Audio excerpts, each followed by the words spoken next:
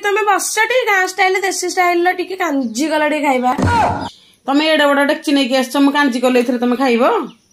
हाँ of course हौ हौ चलो चलो मु जाऊँ कांजी करी देख देख देख नुआ बो मु 2 दिन पेज तोड़ाणी रखी से सारू आलू मूला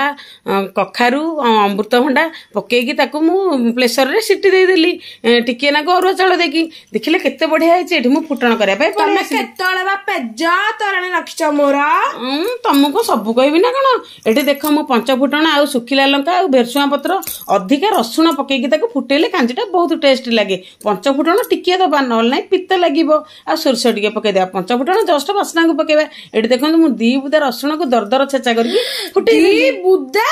हाँ आ कांजी टेस्ट न केमती लगिवो देख एठी मु एपट सेपट करदेली से भुर्संग पत्र पकईदेली ए भुर्संग पत्र को बेसी पचेबानी नले भल लागिवनी एठी देखो एबे मोर फुटण हे गलानी एबे कांजी पकईदेवा आज केते कांजी तमे खाइबो पूरा सबु जाक डेक्ची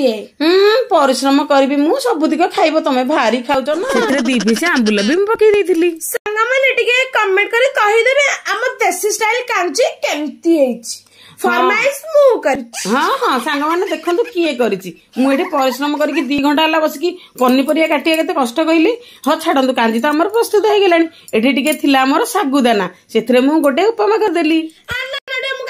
संगा माने आज वीडियो केमती लागला कमेंट करके निश्चित कहिबे।